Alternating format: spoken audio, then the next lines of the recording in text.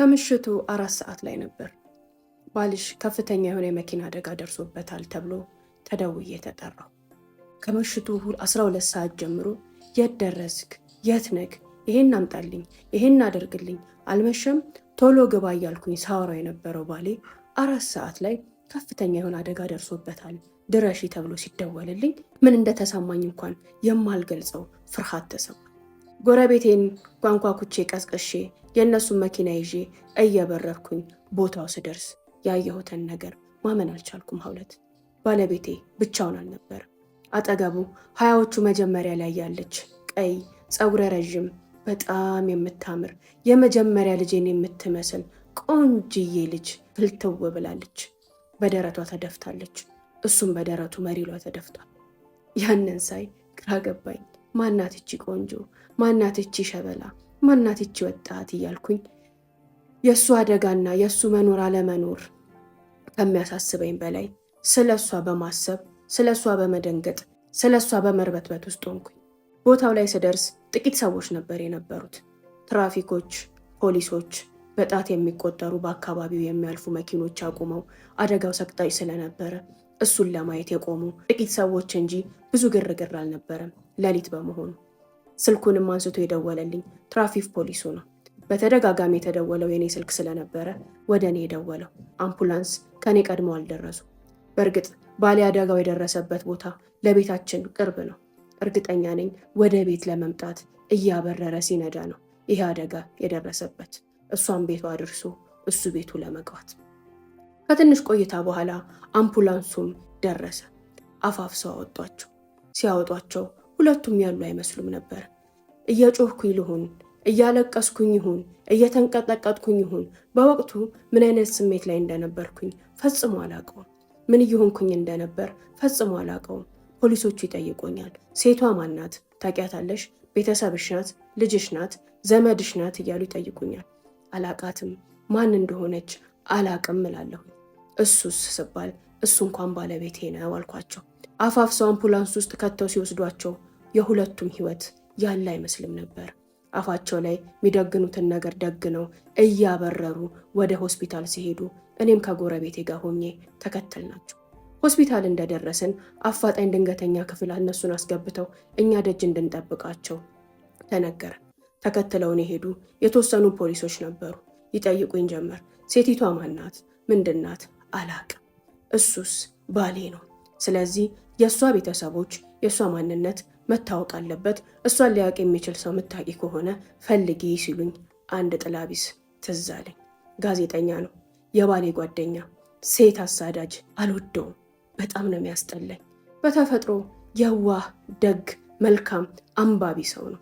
ልቡም ንጹህና ሩህሩህ ናት። ገርና የዋህ ናት። እኔ ግን አልወደውም። የማልወደው በሴት አውልነቱ ነው። ባሌን አበላሸብኝ ብዬ የማስበው ሰው በመሆኑ ነው። ባሌ ከዚህ ጋዜጠኛ ጋር መዋል ከጀመረ ጊዜ ጀምሮ የድሮ ባሌ አልሆን ብሎ ሁሉ ነገሩ ተገለባብጦ ሁሉ ነገሩ ተለዋውጣ። ይህ ጋዜጠኛ አላገባም፣ አልወለደም።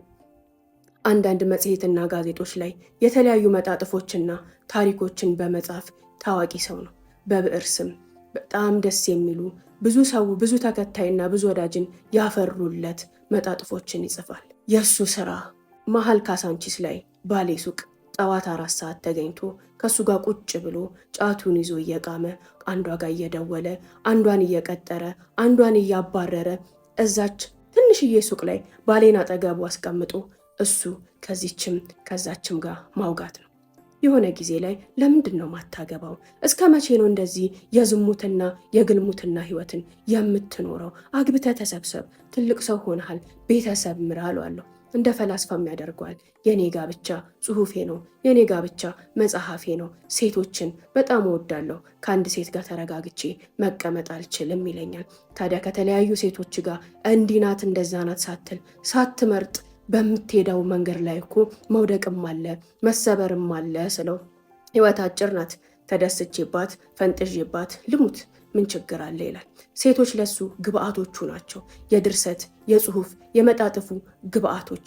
ስቶሪያቸውን፣ አመጣጣቸውን፣ ያሳለፉትን ያሉበትን ነገር ልክ እንደ ስፖንጅ ምጥጥ አድርጎ ከወሰደ ከሰማቸው ካዳመጣቸው በኋላ የተወሰነም አብሯቸው ጊዜ አሳልፎ ከተደሰተ በኋላ ከህይወቱ ያስወጣና ባለተረኛዋን ያስገባል። በአንዱ ዙር 2ም 3ም ሴቶች እሱ ህይወት ውስጥ ሊኖሩ ይችላሉ። ጽሁፎቹ በጣም የሚወደዱለት ብዙ ተከታይና ተወዳጅነትን ያተረፈለት ህይወት ስለሚሸት ነው። ሰው ስለሚል ነው። ሁሉም ጽሁፎቹ ከሆኑ ህይወቶች፣ ከሆኑ ሴቶች፣ ከሆኑ ማንነቶች የተቀዱና በሱ ረቂቅ አጻጻፍ ውስጥ ተቀምረው ተሰልተው የተጻፉ ስለሆኑ እኛ ስናነባቸው ህይወት ይላሉ። ሰው ይሸታሉ፣ ያስገርማሉ። በዚህም የጽሁፍ ቴክኒኩና መጣጠፉ ብዙ ወዳጆችን ዝናንም ተወዳጅነትም አትርፏል። ለሱ ሴት ልጅ ስራው ናት። አዎ የስራው አንድ አካል ብቻ ናት እንጂ ህይወቱ ልትሆን አጋሩ ልትሆን አትችልም። በዚህም እኔ እናደዳለሁ፣ እበሳጫለሁ። ባሌን እያበላሸኸው ነው እላለሁ። ባሌ የሱ ወዳጅ ከሆነ የሱ አፍቃሪ የሱ ተከታይ ከሆነና ምርጥ ጓደኛው ከሆነ በኋላ ጠዋት ሌሊት ሱቁ ይገባል፣ እሱ ጋር ይደውላል። ሱቅ ይቀመጣሉ አብረው ወደዚህ ወደዛ ሲሉ ሲሸጡም ሲያወሩም ሲያሙም አንዷን ሲሸኙ አንዷን ሲቀበሉ ውለው እኔ ምንም ማውቀው ነገር የለም። ይሄ የሱ ህይወት ነው። እሱ ህይወት ላይ ጣልቃ እንዳታስገቢኝ። ይመቸኛል፣ እወደዋለሁ። ሱቄ ሲመጣ ጓደኛዬ ነው፣ ያዝናናኛል። ፐርሰናል ማንነቱ የራሱ ነው። ሱቄ ሲመጣ ፊቴን ልነሳው እንዳትጠብቂ ይለኛል። እኔ ግን ከምን የዋለ ምን ብዬ በልቤ ብናደድም አማራጭ ግን አልነበረኝም። አመሻሽ ላይ ያችን ትንሽዬ ካሳንቺስ ሱቅ ዘግተው እዛው አካባቢ አንዱ ጋር ቁጭ ይላሉ። እስከ 3 እስከ 4 ያመሻሉ። ስደውልለት ይኸው ከገሌ ጋር ነኝ ላገናኝሽ ሲለኝ ብስጭት እላለሁ። አታገናኝኝ፣ ድምፁን መስማት አልፈልግም ብዬ ስልኩን እዘጋበታለሁ። ሁሌም የተለመደ ንግግራችን ነው። ደውዬ አመሸህ እኮ አትመጣም ስለው ይኸው ላገናኝሽ ከከሌ ጋር ነኝ፣ የእሱን ድምፅ መስማት አልፈልግም። ሁሌም የኔ መልሲያ ነው። ስልኩን እዘጋለሁ። አሁን ላይ ሳየው ለካ ጥሩ ሰበብ ሆኖለት ነበር። አንዴ እንደውም ምርር ስልችት ብሎኝ ከዚህ ጓደኛህና ከትዳርህ ከኔ ምረጥ አልኩት። ባነሳው ዱላ ራሴ ተደበደብኩ። አበደ። ጭራሽ ጓደኞቼ ልትመርጭልኝ ነው? ጭራሽ አዋዋሌ ልትነግሪኝ ነው? ሕፃን ነህ እያልሽ ነው? ማሰብ አትችልም፣ ውሎህን መወሰን አትችልም፣ ማንነትህን የማታቅሰው ነህ እያልሽኝ ነው? ይሄን ጓደኛህን ተው፣ ከዚህ ጋር ሂድ፣ ከዚህ ጋር ና፣ እዚህ ጋር ተቀመጥ፣ እዛ ጋር እንዳትቀመጥ እያልሽ ቁጭ ብድግ እንደ ሴት ልታረጊኝ ፈለግሽ? ልትመሪኝ አባወራ መሆን ፈለግሽ ብሎ ያዙ ይልቀቁኛል። ሰላም እንዴት ናችሁ? ውድና የተከበራችሁ የ22 ቤተሰቦች ሁላችሁም አብራችሁኝ ስለሆናችሁ በጣም አመሰግናለሁ። ቻናላችን እስካሁን እንደተመታ ነው፣ ቪዲዮዎች እናንተ ጋር እየደረሱ አይደለም። የዛም ምክንያቱ ኮፒ ሊንክ እያደረጋችሁ ላይክ እያደረጋችሁ ፎሎ እያደረጋችሁ ስላልሆነ ነው። ሻዶ ባኑ እስካሁን አልተነሳልንም። እንደዚህ የሚያማምሩ ድሪያዎች፣ አባያዎች፣ ቶብ እና ጫማ ቦርሳዎች የምትፈልጉ ከሆነ ቤተል ኤጄ ሞል 1ኛ ፎቅ 22 ጋበሉና ኑ። እነዚህንና ሌሎችንም አልባሳቶች ደግሞ በስሞል ሌተር 22 ኮሌክሽን ብላችሁ ቴሌግራም ላይ ሰርች ብታረጉ የቴሌግራም ቻናሌን ያመጣላችኋል። 22 ኮሌክሽን ብላችሁ ወይም ደግሞ 22 ኤጄ ብላችሁ ቴሌግራም ላይ ሰርች አድርጉ። የምትፈልጉትን አልባሳት እዛው ላይ ዋጋውንም መጠየቅ ትዕዛዝም ማድረግ ትችላላችሁ። አብራችሁ ስለሆናችሁ በጣም አመሰግናለሁ። ይሄን ቪዲዮ 50 ጊዜ ኮፒ ሊንክ እያረጋችሁ ጀምሩት። ፎሎ አድርጉ። ወደ ታሪክ ጓደኛህን ተው ሳይሆን የሆነ ነገር አድርግ ያልኩት ይመስል አበደ። ይሄ ነገር ትክክል አይደለም እንዴ ብዬ እስካስብ ድረስ ተለዋወጠብኝ። ለ2 ወር ያህል ዘጋኝ። ልትመሪኝ ፈለግሽ፣ አባወራ መሆን ፈለግሽ፣ ሕፃን ነህ አልሽኝ፣ ውሎህን የማታቅነህ አልሽኝ አለ። ለምኜ ተለማምጬ አናገርኩት። ተሳስቻለሁ ለካ ብዬ ራሴን ወቅሽ። ከዛ በኋላ ስለዚህ ወሬውም ሀሳቡን ማንሳቱን ትቼ አፌን ለጉሜ እየጠላሁት ተቀብዬው ኖርኩኝ።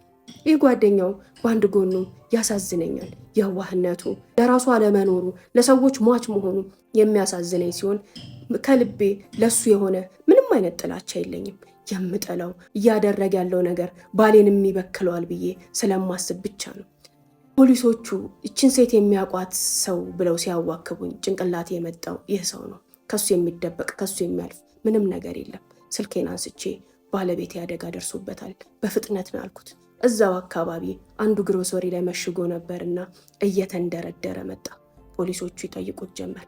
አብራው የነበረችው ሴት ማናት? ይርበተበት ይንቀጠቀጥ ጀመር። አንደበቱ ቃሉን ማውጣት አልቻለም። ፖሊሱ ሲያንቧርቅበት አወጣው። ፍቅረኛው ናት አለ። ምን አልኩት? አይኔ ጓደኛው እንደመጣ ሁሉም ያጣድፈው ጀመር። ስለ እሷ ማንነት፣ ምንነት እና ስለ ቤተሰቦቿ ለማወቅ ሁሉም ሰው ፈልጓል። የደረሰውን ነገር ቤተሰቦቿ፣ የቅርቧ ሰው ማወቅ አለበት። በህይወት ይኑሩ አይኑሩ እስካሁን ድረስ ያወቅነው ነገር አልነበር። እሱ ግን ለመናገር አመነታ፣ ተንቀጠቀጠ፣ ተርበተበተ። ፖሊሶቹ ፋታ አልሰጡትም። እኛ እኮ እዚህ ጋር ጨዋታ አይደለም የያዝ ነው፣ ስራ እየሰራን ያለ ነው። ስለ ሰው ህይወት ነው እያወራን ያለ ነው። ማንነቷን ምታክ ከሆነ አድራሻዋና ቤተሰቦቿን ምታክ ከሆነ ንገረንና ልጃቸውን መጥተው ማግኘትና ማየት አለባቸው ብሎ ፖሊሱ ሲያንባርቅበት ፍቅረኛው ናት አለ። ደነገጥኩ። ምን አልክ አልኩት። ፍቅረኛው ናት አለ። ያንን ሲል እሱ በቀላሉ እንዳወጣው እኔ በቀላሉ አልተቀበልኩትም። ሄጄ አንገቱን አነኩት። ምን አባን ያልከው? የምትናገረውን ነገር እየሰማህ ነው? ለራስ የምትለውን ነገር እያወክ ነው? እንዳንተ ባሌ የትም የሚተኛ የትም የሚወድቅ አለሌ አይደለም። ባሌን አውቀዋለሁ። እኔ ሚስቱ ነኝ እኮ። ምን ማለት ነው ፍቅረኛው ናት ማለት? እኔ ሚስቱ ነኝ እኮ እያልኩኝ መጮ አንገቱን መበጣጠስ ጀመርኩ። የእጄ ጥፍሮች አንገቱ ላይ ተሰገሰቡ። ደም በደም ሆነ። ፖሊሶቹ መጥተው ወደዛ መነጫጭቀው ሁለታችንንም ከለያዩን በኋላ በእርግጥ እሱ ቀጥ ብሎ ቆሞ ማደርገውን ሁሉ እየተቀበለ ነበረ፣ እያለቀሰ ነበረ። ወደዛ ወሰዱኝ። እሚይዘው፣ እምጨብጠው፣ እማስበው ምንም የምሆነው ነገር ጠፋኝ። ግራ ገባኝ። በወቅቱ አለመኖር ተመኘሁኝ። ዝም ማለት ጭንቅላቴ ባለበት ቆሞ የሆነ ጸጥ ብዬ ዝም ማለትን ተመኘሁኝ። ምን እንደማስብ አላውቅም። እሱ በህይወት አለ የለም ነው ማስበው። እሱ ቺት አድርጎብኛል አላደረገብኝንም ነው ማስበው። እውነት ይቺ ልጅ ፍቅረኛው ናት አይደለችም ምን ነው ማስበው። ልጅቷ ፊቴ ላይ መጣች። በጣም ነው የምታምረው። በጣም ቆንጆ ናት። የመጀመሪያ ልጄ ነው የምትመስለው። አዎ የመጀመሪያ ልጄ 11 ዓመቷ ነው።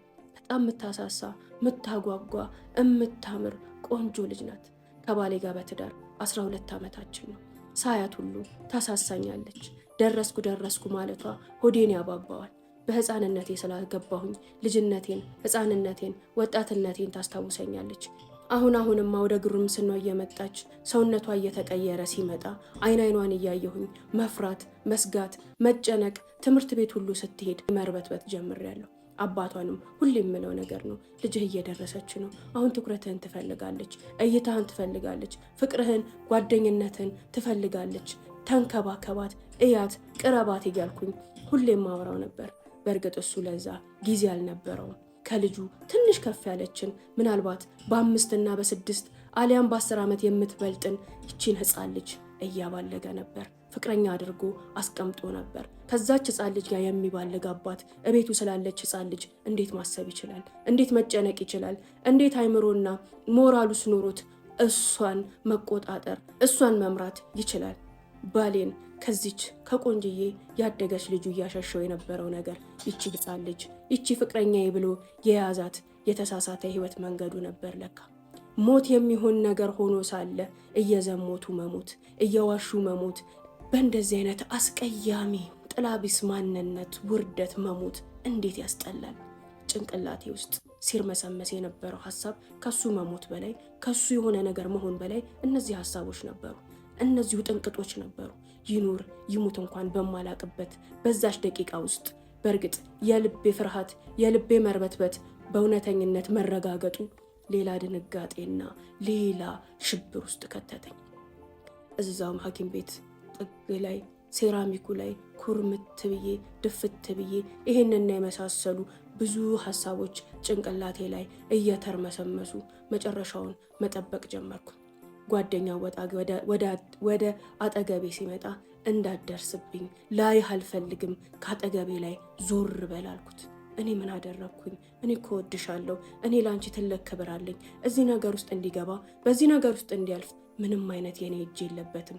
ሁሌም ከሱ ጋር ስንጨቃጨቅ ስንከራከርበት የነበረው ጉዳይ ይሄ ጉዳይ ነው። ምንም ዱርዬ ብሆን ምንም ባለጌ ብሆን ለትዳራችሁ ግን ክብር ነበረኝ። ፊውቸር ላለው ትዳር እኮ ክብር አለኝ አለምዬ እያለ እያለቀሰ አጠገቤ መጥቶ ቁጭ አለ።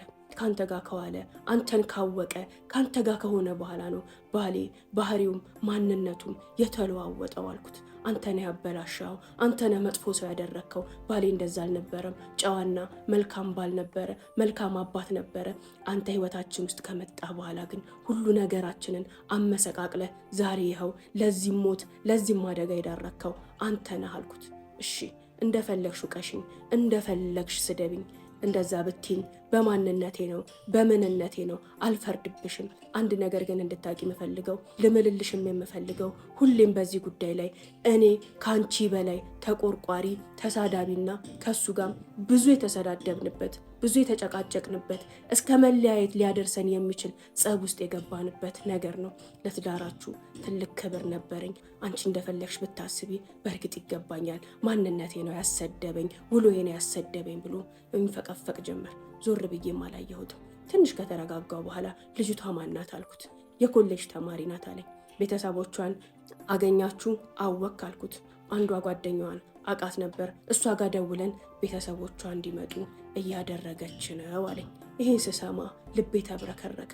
አሁን ቤተሰቦቿ መጥተው ባለ ትዳር የሆነ ትልቅዬ ወንድ ከህፃን ከኮሌጅ ተማሪ ልጃቸው ጋር እየባለገ ወይ ደግሞ መጥፎ ነገር ውስጥ ከሱ ጋር ገብታ ሲሄዱ ተጋሽታ አደጋ ደረሰባት። እናቷ ይህን ነገር እንዴት ነው የምትቀበለው? አባቷ ይህን ነገር እንዴት ነው የሚቀበሉት? ልጄ ትምህርት ቤት ናት እየተማረች ነው ብለው ገንዘባቸውን አውጥተው ሁሉ ነገራቸውን ሰውተው የጓጉላት እንዴት ሳስተው እዚህ ድረስ ያደረሷት ልጃቸው በማይሆን መንገድ ላይ አደጋ ደርሶባት በሞትና በህይወት መሀል ናት ሲባሉ የእናትና አባት ልብ እንዴት ይሆን እያልኩኝ ከራሴ አልፌ ደግሞ ለነሱ መጨነቅ ለነሱ ማሰብ ጀመርኩኝ።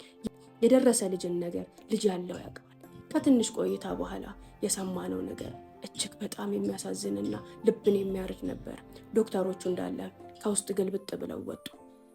በዛ ሰዓት የተነገረን እሷ ህይወቷ ማለፉን ነው። ይህን ስሰማ ይብስ ተንቀጠቀጥኩኝ። እንባዬን መቆጣጠር አቃተኝ። ልክ ልጄን ያህል ልክ የማቃትን ሴት ያህል ስቅስቅ ብዬ አለቀስኩ። ሁሉ ነገሩ አሳዘነኝ። መልኳ ሐውለት እጅግ በጣም የሚያሳዝን ብርቱካን የመሰለች እንኳን እናትና አባቷ እኔ ለእኔ ባላንጣዬ ናት፣ ለእኔ የባሌ ፍቅረኛ ናት። ግን ነፍሴን አንሰፈሰፈችው። ፀጉሯ፣ አይነ ሽፋሽፍቷ፣ ቅላቷ በዛች ሰከንድ ውስጥ በዛች ደቂቃ ውስጥ ያየኋት ልቤ ላይ የተቀረጸው ምስሏ አብረከረከኝ። ይህን ስሰማ እሱሳል ደህና መሆኑንና እስካሁን ህይወቱ እንዳለች አካሉ ላይ ምንም አይነት ጉዳት እንዳልደረሰበት እራሱን ግን እንደሳተ ተነገረ። ትንሽ እንደቆየን ቤተሰቦቿ መጡ። ዶክተሮቹ፣ ፖሊሶቹ አረጋግተው አንድ ጥግ ላይ አስቀመጧቸው። እናቷን ሳያት ልክ እንደኔው ወጣት ናት ወይ ደግሞ ጎልማሳ ናት፣ እምታምር ቆንጅዬ እመቤት። ምን እንደተፈጠረ ሲነገራት ታሰማው የነበረ ጩኸት፣ ታሰማው የነበረ የሐዘንና የምሬት ቃላት በጣም የሚሰቀጥጥ ነበር። ትንሽ ከቆየች በኋላ ግን ልጇ ማረፏን ተነገራት። በዛ ሰዓት እናት እዛው ጋር ወደቀች፣ ራሷን ሳተች። አፋፍሰው አንስተው የመጀመሪያ እርዳታ ሲያረጉላት አባትየው መጮህም ማልቀስም መናገርም አቅቶት ሄዶ በቁሙ ዘፍ ሲል እያየሁት ነበር። አካባቢው በጩኸት በለቅሶ በዋይታ ተናወጠ። ከነሱ ጋር የመጣው ሰው ከኛ ጋርም የነበረው ሰው የኛም የተወሰኑ ቤተሰቦች ተሰብስበው ነበርና የሚያቃትም የማያቃትም እሪ እያለ ማልቀስ መንከባለል ሲጀምር ራሳቸውን የሳቱትን እናትና አባት የሚገርምሽ ሐውለት እቺ ሟች እምቡጥ ህፃን ልጅ አፍቃሪዋ ብዙ ነበር። ያመመኝን ነገር የሰማሁት ይህ የባሌ ጓደኛ ጋዜጠኛው በሷ ፍቅር የተለከፈና የተነደፈ ሰው ባሌና ይችን ሴት ያገናኛቸው ይህ ሰው ቢሆንም የተገናኙበት መንገድ ደግሞ የሚደንቅ ነው። ይህ ጋዜጠኛ ይችን ሴት በፍቅር ይወዳት ነበር። በፍቅር ያበደላት፣ ምንም ነገር ሊሆንላት ዝግጁ የሆነላት የመጀመሪያም የመጨረሻም ሴቱ ይቺ ትንሽዬ እምቡጥ ነበረች። እሷ ግን ለሱ ፊትንም መስጠት እጅንም መስጠት አልፈለገችም። በጓደኝነት ነው እንጂ በፍቅር ወዳውም ፈልገውም አታውቅም። ቢለምን ቢያስለምን ቢወርድ ቢወጣ ፈጽሞ ጓደኝነትህን ነው እንጂ ፍቅረኝነትህን አልፈልግም ብላ እምቢ አለችው። ይህ ሰው እየመጣ ለባሌ በየቀኑ የምትለውን የሆነውን ያለውን ሁሉ በሚያማምር ቃላቶች ይዘግብለት ነበር፣ ያወራለት ነበር። ቀን በቀን በተገናኙ ቁጥር ስለሷ ውበት፣ ስለሷ አስተሳሰብ ከባለቤቴ ጋር ቁጭ ብለው ሲያወሩ ነው የሚውሉት። በዚህም ከሷ ጋር ፍቅር እንደያዘውና ከማንም ከምንም በላይ ለመጀመሪያ ጊዜ ፍቅር ስሜት ስለሷ እንደተሰማው ለባሊ በሚነግረው ሰዓት ባሊ ያላግጥበት ነበር። አንተን ፍቅር የሚይዘ ሰው አይደለህም። አንተ ለፍቅር የተፈጠርክ ሰው አይደለህም። እልህ ነው የያዘ። እምቢ ስላለች ፊት ስላልሰጠች እልህ ነው እንጂ የያዘ። እሺ ብላ እንደ ሌሎች ሴቶች እስርህ ብትገባ በሶስትና በአራተኛው ቀን አላቅህም እንዴ ሰለቸችኝ፣ አስጠላችኝ ብለህ ወደዛ ነው የምትወረውራት። ኧረ ወደዛ አትጃጃል እያለ ሲስቅና ሲያላግጥበት ይህ ጋዜጠኛ ማንም ሰው እንደማይረዳው በገባው ሰዓት በፍቅር ተጃጅሎ እንዲያረገ እንደዛ አረገ ከመባል ይልቅ ፍቅር የማይዘው ጀግና ነው መባልን መረጠና እውነትህን ነው በቃ ይሁንልህ፣ እምቢ ስላለችኝልህ ነው እንጂ ፍቅር አይደለም ብሎ የልቡን በልቡ ይዞ ዝም አለ፣ ተወ። ይህ ሰው ግን የምር ይችን ሴት ያፈቅራት ነበር። ዛሬ ሲነግረኝ በህይወቴ ለመጀመሪያም ለመጨረሻም ጊዜ ያፈቀርኳት ህይወቴ ውስጥ ፍቅር የሚባለውን ነገር ፊል ያደረግኩባት ሴት ይቺ ናት ይላል። ባለቤቴ ጎልማሳ ቢሆንም ተፈጥሮ እጅግ ውብ አርጋ አዳልታ የፈጠረችው ሰው ነው። ከአቋሙ አንስተሽ እስከ መልኩ፣ እስከ ኩራቱ፣ እስከ ወንድነቱ እዛው ላይ ደግሞ ራሱን የሚጠብቅበት መንገድ፣ ራሱን የሚወድበትና የሚንከባከብበት መንገድ አማላይ ያደርገዋል። ኢኮኖሚውም ጥሩ ነው። ይህ ጋዜጠኛ ከባለቤቴ ጋር ስለዚች ተማሪ ቆንጅዬ ወጣት እንደሚያወራው ሁሉ እሷ ጋም ሲሄድ ስለዚህ ጓደኛው ይተርክላት ነበር። ስለ አለባበሱ፣ ስለ ሽቶዎቹ፣ ስለ መልኩ፣ ስለ አቋሙ፣ ስለ ሚስቱ፣ ስለ ልጆቹ እማታውቀው ነገር የለም። ባሌና ፍቅረኛው ገና ሳይተዋወቁ ለመተዋወቅ የሚጓጉ ነፍሶች እንዲሆኑ ያደረጋቸው መሀላቸው የገባው ይህ ጋዜጠኛ ነበር። ባለቤቴ ይችን ልጅ ማወቅ በጣም ፈለገ። ካላስተዋወቅከኝ ሞቼ ይገኛለሁ፣ እንደዚህ የሳልካት ሴት፣ እንደዚህ የምታወራላት ቆንጆ ማናት ማየት እፈልጋለሁ ብሎ ይነዘንዘው ጀመር። የጋዜጠኛ ውስጡ የምር የፈራ ቢሆንም ነገር ግን ባለትዳርና የተከበረ በዛ ላይ ኩሩ፣ ለራሱ ክብር ያለው ራሱን የሚጠብቅ አመለካከቱና እይታው ሰፊ የሆነን ሰው በዚህ ተልካሻ ነገር ላይ ይወድቃል ብሎ አላሰበም። በአንድ ቀን ላይ እነዚህን ሁለት ሰዎች አገናኛቸው፣ አስተዋወቃቸው። የሚገርምሽ ሁለቱም ልክ የተገናኙ ቀን ረዥም ጊዜ እንደሚተዋወቅ ሰው ነበረ ሲያወሩ ሲሳሳቁና ሰላም ሲባባሉ የነበረው። በዛችሁ ደቂቃና ከዛሽ ቀን ጀምሮ የኔ ባልና ይቺ ወጣት ሊለያዩ አልቻሉ። ይህን የነገረኝ ጓደኛው ነው። እንደዚሁ እያየኋቸው ጠፉ ይላል። በመሃል ሆኜ ብናደድም ባዝንም ብቻዬን ባለቅስም ምንም ላረግ የምችለው ነገር ግን አልነበረም። ቀን በቀን መገናኘት ጀመሩ። ቀን በቀን መደዋወል ጀመሩ።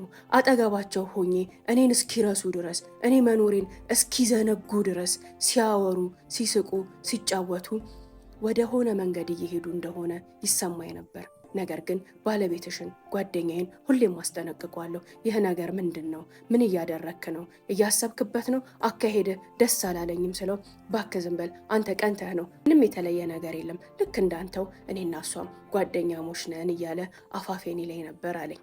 እሱም ለእኔ በጣም የማከብረው በብዙ ህይወቴ መንገዶች ላይ አጠገቤ የነበረ የሚያስፈልገኝ ውድና ምርጥ ጓደኛዬ ነው። ለእኔ ፍቅር ማለት ከሚወዱት ሰው አጠገብ መሆኑ የዛን ሰው ደስታ ማየት ነበርና የእሷን ደስታ ማየት፣ ከእሷ ጋር አብሮ መሆን፣ የእሷን ሳቅና የእሷን መራመድ ማየት ብቻ እኔን ያስደስተኝ ነበረ። እኔን እንድጽፍ ያደረገኝ ነበረ። እኔን እንድኖር ያደርገኝ ነበረ።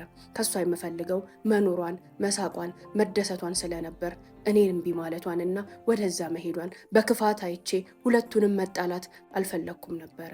ነገር ግን መሸሽ ጀመርኩኝ። ሶስታችን ሆነን ስንገናኝ እኔን እርስት አድርገው ወደ ሌላ መንገድ ሲሄዱ ቁጭ አድርጊያቸው ከአካባቢው ርቃለሁ። ወደ ራሴው ሄዳለሁ። ከራሴ ጋር ጠፋለሁ። እሷን ካየሁኝ መጻፍ ነው የሚያምረኝ። እሷ ጋር ከተቀመጥኩኝ ወጥቼ ብቻዬን ሆኜ ማሰብ፣ ማንሰላሰል፣ ብቻዬን መሆን ነው የሚያምረኝ። በቃ እሷን ማየት ብቻ፣ እሷን ማውራት ብቻ፣ ከእሷ አጠገብ መገኘት ብቻ ለእኔ የቃላትን ጎርፍ ልቤ ላይም ውስጤ ላይም ያዘንብ ነበረ። እሷ ፍቅሬ ባትቀበለውም ማንም ባይቀበለውም ማንም እኔ የሚያፈቅር ልብ እንዳለኝ ባያቅም እኔ ግን አውቃለሁ። እኔ ማወቄ ደግሞ በቂ ነው። እሱ ደግሞ ውድ ጓደኛዬ ነው። ያም ሆኖ ግን ሁሌም ባለቤትሽን ሳልወቅሰው ሳልናገረው ተው ሳልለው የቀረሁበት ጊዜ የለም። ከሆነ ጊዜ በኋላ ግን ነገሮች ሁሉ ከአቅሙ በላይ እንደሆኑ ምን ማድረግ እንዳለበት እንኳን እንዳላወቀና ዛሬ ሲያገኛት ሳይሆን እኔ በምነግረው ሰዓት ላይ እንኳን ልቡ ላይ የታተመ የሆነ ነገር እንዳለ ይነግረኝ ጀመር። መውጫው ቀዳዳው እንደጠበበውና ምን ማድረግ እንዳለበት እያሰበም ነበረ አለኝ። እኔና ይህ ጋዜጠኛ አንድ ቀን ተስማምተን ቁጭ ብለን ተግባብተን አውርተን አናውቅም።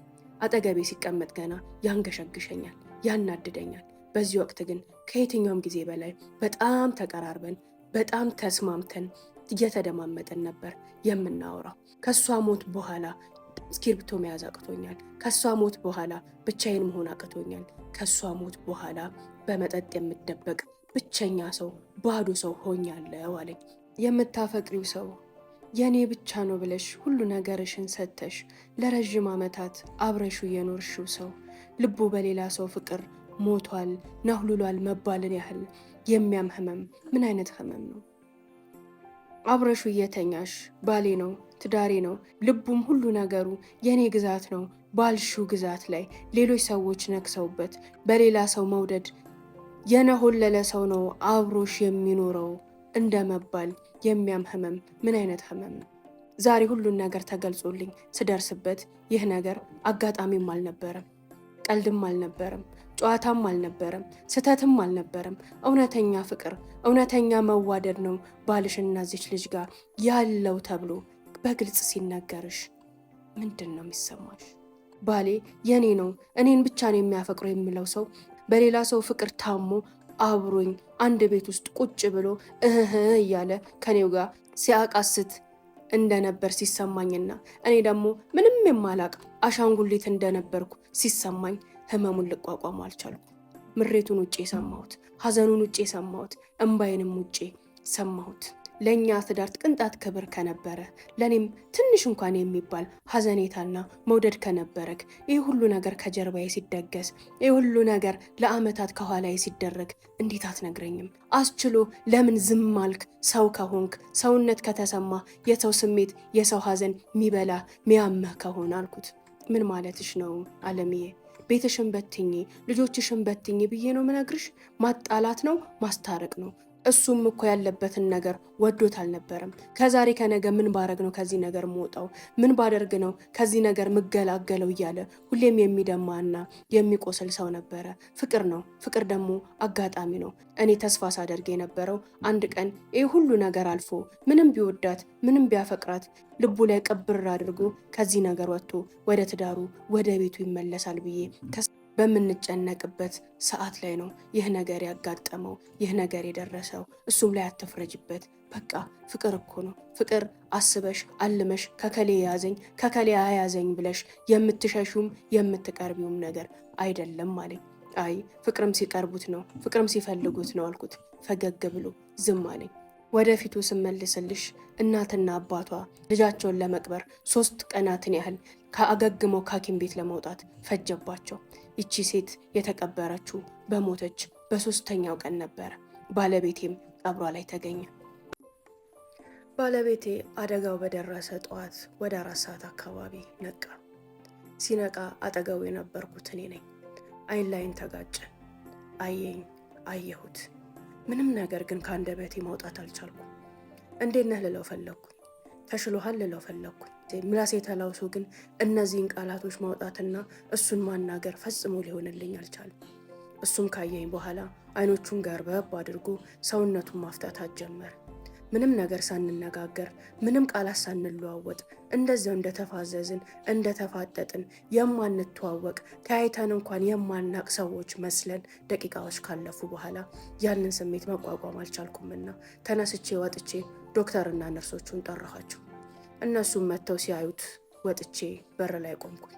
ያለበትን ሁኔታ አገላብጠው እያዩ ይጠይቁት ጀመር። እንዴት ነህ? የሚሰማህ ስሜት አለ? ህመም አለ? እስኪ መነሳት መቀመጥ ትችላለህ? እያሉ የተለያዩ ነገሮችን ሲጠይቁትና ሲመልስላቸው ሰማሁኝ። አገላብጠው ሁኔታውን ካዩ በኋላ ወጡ። ሲወጡ ተከትዬ ለሱ መጠየቅ ያልቻልኩትን ነገር ለነሱ አበጥሬ ጠየኳቸው። ያለበት ሁኔታ እንዴት ነው? የሚያስፈልገው መድኃኒት አለ ወይ? ቀጣይ ቀናቶች ውስጥ እዚህ ይቆያሉ ወይ? እና የመሳሰሉትን ነገሮች ስላለው ሁኔታ እነሱን ጠይቄ ከተረዳው በኋላ ተመልሼ ወደ ክፍል ገባ። ወደዛ ስገባ ተነስቶ በቂጡ ቁጭ ብሎ ነበር። አሁንም ተያየን። ማናችንም ግን ከአንደበታችን ቃል ወጥቶ መነጋገር አልቻልንም። እሱም የሚያየኝ የምን ተፍረቱን ነው፣ እኔም የማየው በልህ፣ በቁጣ፣ በንዴት፣ በሐዘን ብቻ በብዙ ስሜት ውስጥ ሆኜ ነው። ለሱ የሚሆኑ ምንም አይነት ቃላቶችን አጥቼለታለሁ። አይኔን እንኳን ሞልቼ ላየው አስጠልቶኛል። ክላስ ውስጥ እየተንቆራጠጥኩ ካሳለፍኩኝ በኋላ አንድ ነገር መጣልኝ። ወደ ጓደኛው ቴክስት አረኩለት።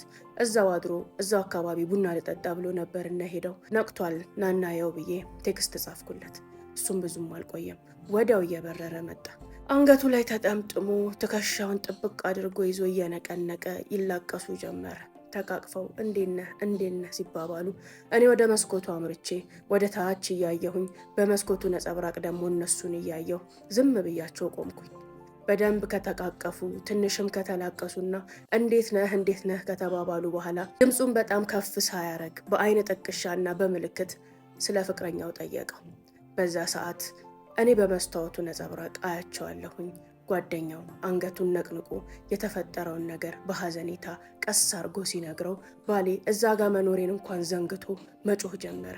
ኖ ሊሆን አይችልም፣ እሷ መሞት አልነበረባትም፣ እኔ ነኝ መሞት የነበረብኝ፣ እሷ መሞት አልነበረባትም እያለ በእጆቹ ጭንቅላቶቹን እየቀጠቀጠ እሪል ጀመረ።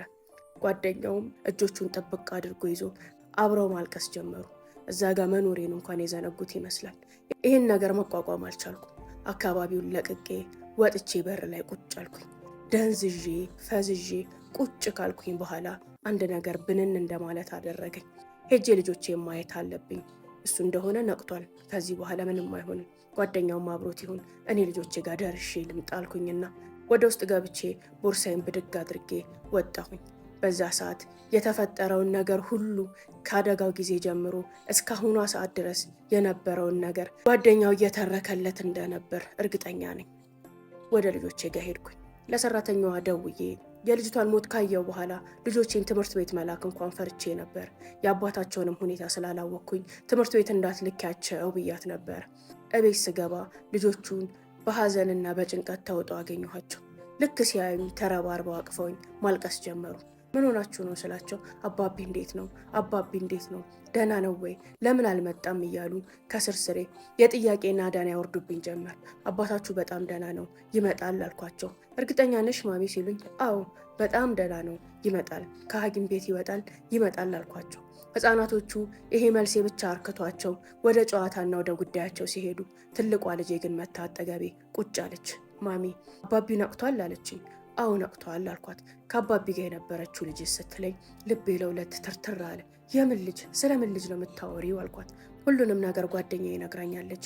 እናትና አባቷ ያወሩትን ነገር ሁሉ እኔ ጋር ደርሷል። ማን ነበረች? ሞታለች። ሁሉም ሰው ስለ እሷ እያዘነ ነው። ሁሉም ሰው ስለ እሷ እያለቀሰ ነው። ማናት አለች። ድንጋጤን መቋቋም አቃተኝ። እነሱ ማናት ብለው ነው ያወሩት? ማናት ብለው ነው የነገሩሽ አልኳት። እነሱማ ፍቅረኛው ናት እያሉ ነው የሚያወሩት አለች። ምን እንደምመልስላት በጣም ግራ ተጋባሁኝ። ለትንሽ ሰዓት ጸጥ ብዬ ከቆየው በኋላ ይሄ የሰዎች ወሬ ነው፣ የሰዎች አሉባልታ ነው። እኛ አባትሽን እንጠይቀዋለን፣ አባትሽ የሚለንንም እናምናለን። አባትሽ የሚለንን ነው እንጂ የምናምነው የሰዎችን ወሬ አይደለም አልኳት። አባቴ ተመልሶ እዚህ ቤት ይመጣል አለችኝ። በእርግጥ ያቺ ሴት ፍቅረኛው ከነበረች ተመልሶ እዚህ ቤት ላይመጣ ይችላል። ፍቅረኛው ካልነበረች ግን አባትሽ የሚለንን ነውና ምናምለው ተመልሶ እዚህ ቤት ይመጣል። አንቺን በዛ ማረጋገጥ ትችያለሽ አልኳት። ልጄ የተወሰነ እፎይታ ሲሰማት ይሰማኛል። ልጆቼን አበላልቼ ተጣጥቤ ልብሴን ቀያሬ ከትልቋ ልጄ ጋር ተያይዘን ተመልሰን ወደዛው ሐኪም ቤት አመሻሹ ላይ ሄድን። እዛ ስንደርስ ጓደኛው በተውኳቸው ሁኔታ አፋቸውን ገጥመው እያወሩ እንዲሁም እየተላቀሱ ደረስኩባቸው። ልክኛ ስንገባ ጓደኛው ትልቋ ልጄን ሰላም ብሏት መጣው ብሎ ጥሎን ወጣ። ልጄም አባቷን ስታይ ተንደርድራ ሄዳ አንገቱ ስር ገብታ ታለቅስ ጀመረች። እሱም ለሟች ፍቅረኛው ለማልቀስ ሰበብና ምክንያት ነውና የሚፈልገው የእሷን አንገት አቅፎ አብሯት ይንፈቀፈቅ ጀመር። አልቅስ፣ ለማን እንደምታለቅስ እኔም አንተም እናውቃለን እያልኩኝ በልቤ ዝም ብያቸው ቁጭ አልኩኝ። ልጄ ደህንነቱን ሁኔታውን በደንብ ከጠየቀችውና አንገቱ ስር ተጠምጥማ የተወሰነ ደቂቃዎችን ካሳለፈች በኋላ ዝም ብላ ቁጭ ስትል ለእኔ ጠየቅሽኝን ጥያቄ ለአባትሽ ጠይቂው አልኳት። ፈርታ አይኔን እያየች እረ ማሚ በሚል አይነት በአይኗ ስትለማመጠኝ ጠይቂው፣ ለእኔ ጠየቅሽኝን ጥያቄ ለአባትሽ ጠይቂው አልኳት። ያለችኝንና ሰፈሩ ላይ የሰማችውን ነገር ሁሉ ነገረችው። በመጨረሻም ሰፈሩ የሚለው ፍቅረኛው ናት ሞታለች ነው። እናቴ ደግሞ የሰፈሩን ወሬ ሳይሆን የአባትሽን መልስ ነው ምናምነውና እሱን እንጠይቋለን ብላኛለች ስትለው ቀና ብሎ አየኝ። እንዲዋሽ እንደፈለግኩኝ ገብቶታል። መልሶ አንገቱን አቀረቀረና መንገድ ላይ ጨልሞባት ታክሲ ስትጠብቅ ወጣት ሴት ነበረችና ሊፍት ሰጠኋት። እሷን ወደ ቤቷ ለማድረስ እየበረርኩኝ ስለነበር አደጋው ደረሰና በዛው እሷ ልትሞት ቻለች። ታክሲ ማታገኝበት ቦታ ላይ ስለነበረች ሊፍት ብቻ የሰጠኋት ሴት ናት አላት። በእርግጥ ልጄም አላመነችውም። አንገቷን ነቅንቃ እሺ አለችው። መልሱን ከሰጣት በኋላ ወደ እኔ ዞር ብላ ስታይ እኔም እውነት ነው በሚል አይነት አንገቴን ነቅንቄ አረጋገጥኩላት። ትንሽ ከቆየም በኋላ ትንሽ ከታች ማኪያቶ ዘዥልን ብዬ ካፌ እንድትሄድ ልጄን ላኳትና እኔና እሱ ብቻ እንድንቀር አደረኩ። በዛ ሰዓት ነበር የመጀመሪያውንም የመጨረሻውንም ንግግር ከባሌ ጋር የተነጋገርነው። የኔ እናንተ የፍቅር ህይወት ይህ የመጨረሻው ነው። ለልጆች ግን ምናልባት ለዚህ ሴት ልጅ ግን ከእንዳንተ አይነት አውሬ ወንዶች ልታተርፋት ከቻልክ አባት ትሆናታለህም ብዬ ተስፋ አደርጋለሁኝ። ለልጆች ኑርላቸው። የኔ እናንተ የትዳር ህይወት ከዚህ በኋላ ምንም ነገ የለውም አልኩት። ያቺ ንግግሬ የመጨረሻ ንግግር የሆነች በእኔና በሱ ህይወት ውስጥ። የዛች ወጣት እናትና አባት አገግመው መቆም ችለው ልጃቸውን መቅበር የቻሉት በሶስተኛው ቀን ነበር። በሶስተኛው ቀን የዛች ምስኪን ወጣት ቀብር ቀን ሆነ። ባለቤቴም ተገኝቶ ፍቅረኛውን ቀበረ። እንኳን እሱ እኔም ቀብሯ ላይ ተገኝቼ ነበረ። እጅግ በጣም በህይወቴ ትልቅ ድንጋጤ ውስጥና ፍርሃት ውስጥ የከተተች ልጅ ናት። ስለ እሷ ባሰብኩኝ ቁጥር ስለ ልጆቼ ነው ማስበው። የኔ ህመም ወደዛ፣ የኔ ቁስል ወደዛ፣ ለልጆቹ ይኑር ቤቱ፣ ልጆቹን ይቆጣጠር ብዬ አምኜ ተቀበልኩት። ከቀብሩ በኋላ ግን ነገሮች እንዳሰብናቸው አልሆኑ። ባለቤቴ ላይ ፖሊስ ክስ መሰረተበት።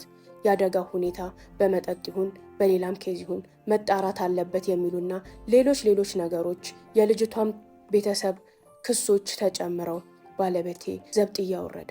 በነዛ 3 ወሮች ውስጥ ቤተሰቦቿ ጋር ሽማግሌ ልኮ በሀገር ባህል መሰረት ካሳና ይቅርታ ጠይቆ እሱን ከቤተሰቦቿ ጋር አስታርቆ ክሳቸውን እስከ ማንሳት የነበረው ሁኔታ በመጠጥ አለመሆኑ ተረጋግጦና ፖሊስና አቃቢ ሕግ የከፈተበት ክስ ተጣርቶ እስኪለቀቅ ድረስ አንድም ቀን ሳልሰለች የታሰረበት ቦታ ድረስ ስንቅና ልብስ እያመላለስኩኝ ጠየቅኩት። በነዛ መመላለስና መገናኘት ውስጥ ግን አንድም ቀን እንዴት ነሽ፣ ደህና ነህ ሆይ ተባብለን አናቅም። አይናችንን ተሞልተን እንኳን ተያይተን አናቅም። የኔን አይን ማየት እንዳፈረ እኔም እሱን ማየት እንዳስጠላኝ እንደ ልጆቼ አባት ግን ኃላፊነቴን ለመወጣት ብቻ የሚያስፈልጉትን ነገሮች ሁሉ አንድም ቀን ሳልታክት ከጎኑ ሆኜ አደረኩለት። ይሄ ነገ ልጆቿ ትልቅ ቦታ ደርሰው ሰው ሆነው ሳይጎዱ ማየት የምትፈልግ እናት የምታደርገው አንዱ ግዴታዋ ነው። እንዲሁም ደግሞ እነዛን ሁሉ ዓመታት አብራ ላሳለፈችው ሰው አንዲት ሴት ልታረገው የሚገባ ግዴታ ነው ብዬ ስላሰብኩኝ እያንዳንዱን ቀን ካጠገቡ ተገኝቻለሁ። ያን የማረግበት ሌላው ነገር ደግሞ የአካባቢው ሰው ያወራውን ወሬ ልጆቼ ጭንቅላት ላይ የዘራውን መርዝ ዋጥ እንዲያደርገውን ፈልጌ ነው። ምክንያቱም ሲያወሩ የነበሩት ከዚህ በኋላ ትዳራቸው አለቀለት፣ ከዚህ በኋላ ቤታቸው አለቀለት፣ ልጆቻቸው መበተናቸው ነው፣ ትዳራቸው መበተኑ ነው እያሉ የልጆች አይምሮና ስነ ልቦና ላይ ትልቅን መርዝ ዘርተው ነበረ። ልጆቼ አባታቸው ጋር በምመላለስበት ሰዓት፣ እሱን በምንከባከብ ሰዓት፣ ከሱ ጎን ቆሜ ሁሉ ነገር ላይ ቅድሚያ በምገኝ ሰዓት ከሰፈሩ ወሬና ከሰፈሩ አሉባልታ ይልቅ የኩዮቻቸው ማስፈራሪያና የሰፈሩን አሉባልታ ወደ ጎን ትተው የእናታቸውን ድርጊት እያመኑ መጡ። ብዙ እንዲህ ነው የማልልሽ ሂደቶችን ካለፍን በኋላ ብዙ ነገሮችን ካደረግን በኋላ አባታቸው በ4ኛው ወር ላይ ወደ ቤቱ መጣ። እቤቱ ሲመጣ ልጆቹ ስፍስፍ ብለው ተቀበሉት። ከምንም በላይ ግን የሰፈሩ ሰው ያልጠበቀው ነገር ነበርና ሁሉም እንደ አዲስ የወሬው አጀንዳ አደረገው። ተመለሰ ወደ ቤቱ። አብረው መኖር ጀመሩ። ፍርድ ቤት አልቆሙም፣ አልተፋቱም። በጣም መገርም ሰው ናት። ያን ሁሉ በደል በድሏት፣ ያን ሁሉ ነገር አድርጓት ከኛ በላይ ፈላጭ ቆራጭ ሊሆን ሁሉም ሰው ቆርጦ ተነሳ። እኔ ግን እማረገውን አውቃለሁ፣ እምወስነውን አውቃለሁ። የልጆች እናት ነኝ፣ ለዛውም የቆንጆ ሴት ልጆች እናት። ያቺ የምታሳሳ ወጣት መንገድ ዳር ስትቀር አይቻለሁ። የኔም ልጆች አባት አጥተው በእኔና በሱ ስሜታዊነት፣ በእኔና በሱ ራስ ወዳድነት መሃል ተጨምቀው ማንም እንዲጫወትባቸው አልፈለኩም። ከፈጣሪ ጋር በጸሎትም በእኔ ትግልም በእኔ መቻልም ትልቅ ቦታ ደርሰው ራሳቸውን እስኪችሉ ድረስ እኔ የምውጠው ህመም፣ እኔ የምውጠው እሳት ይሄ ነው ብዬ ራሴን አሳመምኩት። እኔና ባሌ ለልጆቻችን ስንል አንድ አልጋ ላይ እንተኛ፣ አንድ ቤት ውስጥ እንኑር እንጂ ምንም አይነት የባልና የሚስት ግንኙነት የለንም። በልጆቻችን ፊት ስለ ልጆቻችን፣ ስለ ቀለብ፣ ስለ ህይወት፣ ስለ ትምህርት ቤትና ስለ አንዳንድ ነገሮች ምንም ያልተፈጠረን ያህል እየሳቅን እየተጫወትን እናወራለን፣ እንኖራለን። ልክ መኝታ ቤት ስንገባ ግን ጀርባ ተሰጣተን ልክ እንደማይተዋወቁ ሰዎች ተኝተን እናድራለን። ያ ህይወት ለ10 ዓመታት ቀጥሏል። ያ ጋዜጠኛው ጓደኛው ከዚህ ልጅ ሞት በኋላ መጻፍም ምንም ማድረግ አቅቶት፣ ሌላው ቀርቶ አዲስ አበባ ላይ መኖር እንኳን አቅቶት ወደ ጋና ተሰደደ። አሁን የሚኖረው ጋና ውስጥ ነው። ከባለቤቴ ጋርም ግንኙነታቸው ቀዝቅዟል። አልፎ አልፎ ብቻ በስልክ የሚገናኙ ይመስለኛል። ልጆቼም ትልልቅ ሆነውልኛል። ባሌ የት ይዋል፣ ምን ያድርግ፣ ከማጋ ይሁን ምንም የማውቀው ነገር የለም። አንድም ቀን ፎሎ አድርጌው አላውቅም። እኔ ያተኮርኩት ልጆቼ ላይ፣ የልጆቼ ነገ ላይና ነገ ላይ ብቻ ነው። አንድ ቤት ውስጥ እየኖርን ነገር ግን በአካል ተፋተናል፣ በስነ ልቦናም ተፋተናል። የሁለት ዓለም ሰዎች ሆነናል። ስለዛ ቀን ሁኔታ፣ ስላሳለፈው፣ ስለ ወጣቷ ከጋዜጠኛው ሁሉንም እስካሁን የነገርኩሽን ነገር ሰማሁኝ እንጂ ከባለቤቴ ጋር አንስተነው አውርተነው ተነጋግረንበት አናውቅም። እሱም አጥፍቻለሁ ይቅር በይኝ፣ እንደዚህ ነው እንደዛ ነው፣ ትዳራችንን እናስተካክል፣ በዚህ ወጥቶ በዚህ ገብቶም አላለኝም። ዝም ብሏል። እኔም ዝም ብያለሁ። የማይነሳ የማይነካ ሁለታችንም የምናውቀው ተቀብሮ የቀረ ትልቅ እርስ እኔና እሱን አፋቶ ለልጆቻችን ስንል ግን የምንኖረው መራራ ህይወትን እንድንኖር ያደረገን ትልቅ ጥፋት። 2 ይህ ታሪክ መታሰቢያነቱ ለዛች እንቡጥ ጽጌረዳ፣ ለዛች ለቆንጅዬ ላለፈችው ልጅ ይሁንልኝ።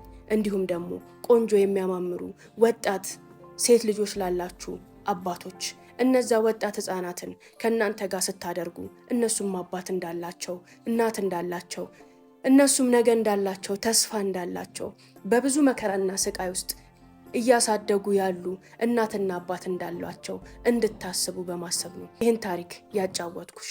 እንዲሁም ደግሞ ለዛ ጋዜጠኛ ልቡ ላይ ፍቅሩን ቀብር አድርጎ ሀገሩንም ስራውንም ትቶ የማያውቀው ሀገር ላይ ተሰዶ ለሚኖር፣ እንዲሁም ደግሞ አንድ ቤት ውስጥ ለልጆቻቸው ሲሉ የራሳቸውን ስሜት፣ የራሳቸውን ፍላጎት፣ የራሳቸውን ነገር ሁሉ ትውት አድርገው ለሚኖሩ ባልና ሚስቶች መታሰቢያ ይሆንልኝ ትለናለች። ቴንክ ዩ ሶ ማች።